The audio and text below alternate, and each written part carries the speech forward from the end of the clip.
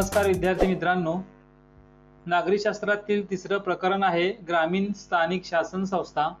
या प्रकरणाचा अभ्यास आपण केलेला आहे। या पाठावर आधारित असलेला स्वाध्याय आता आपण पाहणार आहोत। प्रश्न पहिला, योग्य पर्यायासमोर अशी खूण करा। म्हणजेच बरोबर चिन्ह असलेली खूण योग्य पर्यायासमोर आपल्याला करायची आहे। प्रत्येक गावचा स्थानिक कारभार टिंब करते। त्याचं उत्तर आहे प्रत्येक गावचा स्थानिक कारभार ग्रामपंचायत करते। प्रत्येक आर्थिक वर्षात ग्रामसभेच्या किमान टिंब सभा होणे बंधनकारक असते। प्रत्येक आर्थिक वर्षात ग्रामसभेच्या किमान 6 सभा होणे बंधनकारक असते। महाराष्ट्रामध्ये सध्या टिंब जिल्हे आहेत। त्याचं उत्तर महाराष्ट्रात सध्या 36 जिल्हे आहेत। प्रश्न 2, यादी तयार करा। पंचायत समितीची कामे याची यादी तयार करायची आहे।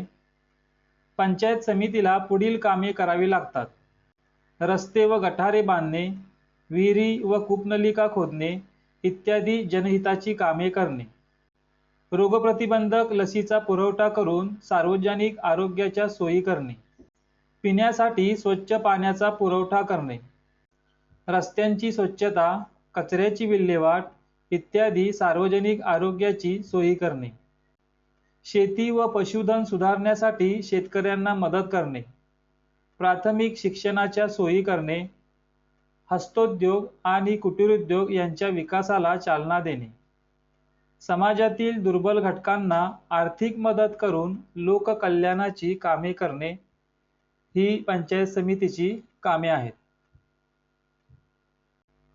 प्रश्न 3, तुम्हाला काय वाटते ते सांगा। ग्रामपंचायत विविध कर आकारते। उत्तर, आपल्या कार्यक्षेत्रातील लोकांना पिण्याच्या पाण्याचा पुरवठा व्हावा यासाठी ग्रामपंचायत प्रयत्न करीत असते। ग्रामपंचायत गावाच्या विकासासाठी अनेक योजना व उपक्रम राबवते। यासाठी पैसा आवश्यक असतो, म्हणून ग्रामपंचायत विविध कर आकारते। महाराष्ट्रातील एकूण जिल्ह्यांच्या संख्येपेक्षा जिल्हा परिषदांची संख्या कमी आहे। उत्तर, प्रत्येक जिल्ह्याच्या ठिकाणी एक जिल्हा परिषद असते। महाराष्ट्रात एकूण 36 जिल्हे आहेत, परंतु 34 जिल्हा परिषदा आहेत। जिल्हा परिषदांची संख्या ग्रामीण भागाच्या विकासासाठी करण्यात आली आहे। मुंबई शहर जिल्हा व उपनगर जिल्हा हे 2 जिल्हे पूर्णतः नागरी भाग असल्याने तेथे जिल्हा परिषदा नाहीत, म्हणून महाराष्ट्रात एकूण जिल्ह्यांच्या संख्येपेक्षा जिल्हा परिषदांची संख्या कमी आहे। प्रश्न 4, तक्ता पूर्ण करा। या ठिकाणी एक कृती करायची आहे। माझा तालुका माझी पंचायत समिती याबद्दल माहिती लिहायची आहे। त्यामध्ये तालुक्याचे नाव, पंचायत समिती सभापतीचे नाव, पंचायत समिती उपसभापतीचे नाव आणि गट शिक्षण अधिकाऱ्याचे नाव। आपले सामान्य ज्ञान वाढवण्यासाठी ही कृती आपल्याला करायची आहे। प्रत्येक तालुक्यानुसार ही माहिती वेगवेगळी येणार आहे, त्यामुळे ही माहिती तुम्हाला स्वतःलाच मिळवावी लागेल। प्रश्न 5, थोडक्यात माहिती लिहा। ग्रामपंचायतीत निवडून आलेल्या सदस्यांमधून सरपंचाची 5 वर्षासाठी निवड होते।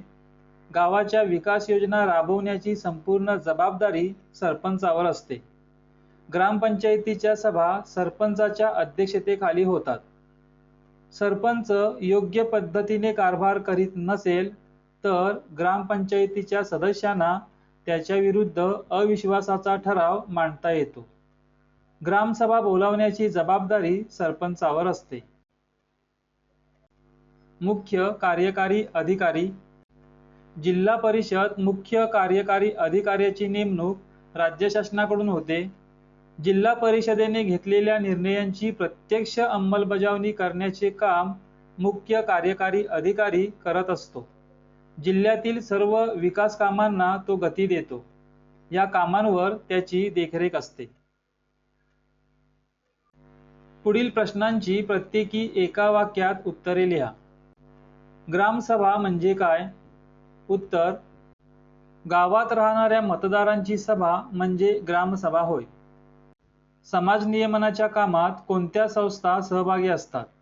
उत्तर: समाज नियमनाच्या कामात स्थानिक शासन संस्था, राज्य शासन आणि संघ शासन या संस्था सहभागी असतात.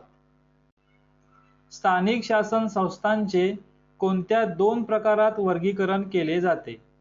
उत्तर: स्थानिक शासन संस्थांचे साधारणतः ग्रामीण स्थानिक शासन संस्था व शहरी स्थानिक शासन संस्था असे 2 प्रकारांमध्ये वर्गीकरण केले जाते.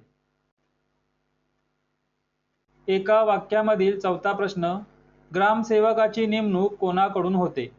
उत्तर: ग्रामसेवकाची नेमणूक जिल्हा परिषदेच्या मुख्य कार्यकारी अधिकाऱ्याकडून होते.